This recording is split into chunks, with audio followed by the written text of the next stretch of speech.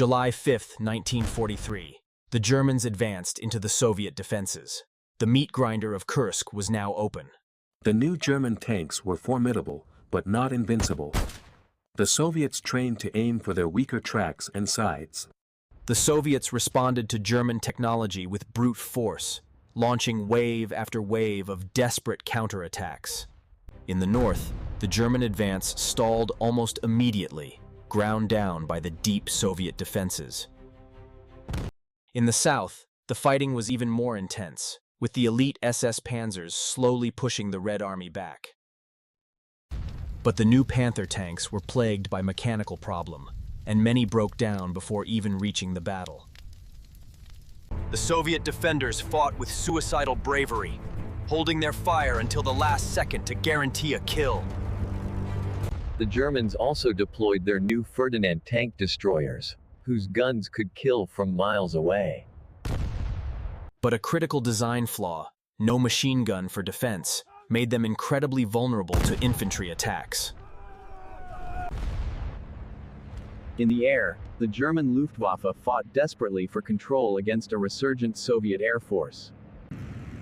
The heavily armored Soviet Sturmovik ground attack plane proved devastatingly effective against German tanks.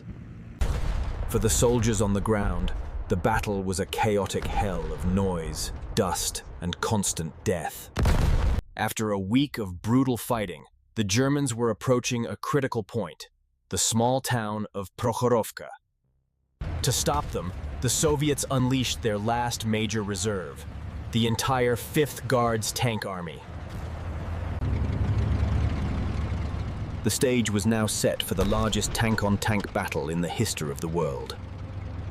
On July 12th, the Battle of Prokhorovka began.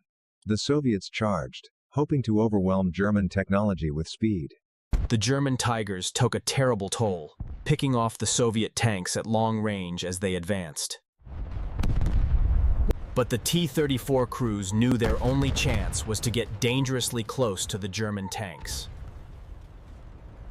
The battlefield descended into a brutal, point-blank melee of colliding steel, where ferocity met technology. Soviet crews aimed for the weaker side armor of the heavy German tanks, their only hope of a kill.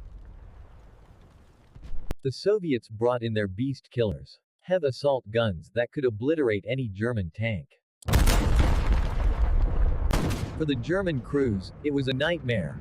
They were outnumbered and surrounded, fighting for their lives.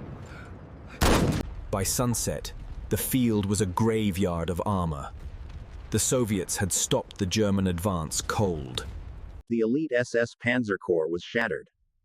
The southern pincer of Operation Citadel was broken. The human cost was immense, with tens of thousands of casualties in a single day's fighting. The news of the failure at Prokhorovka reached Hitler, but another crisis was also unfolding.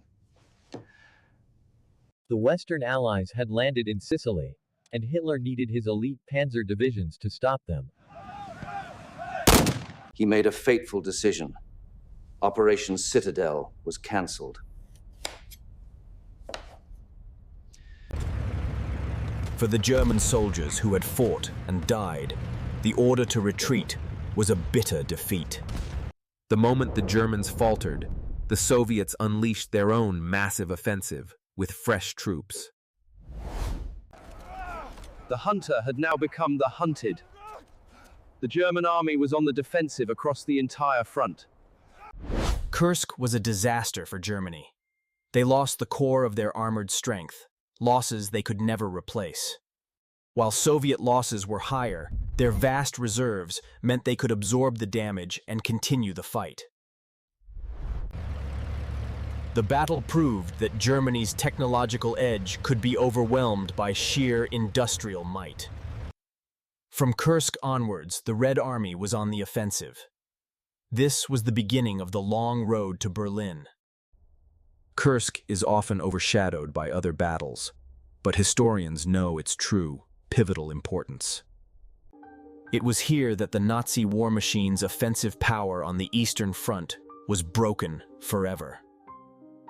Never again would Germany dictate the course of the war in the East. The initiative was now firmly in Soviet hands. It was the largest tank battle in history, and the true turning point of the Second World War.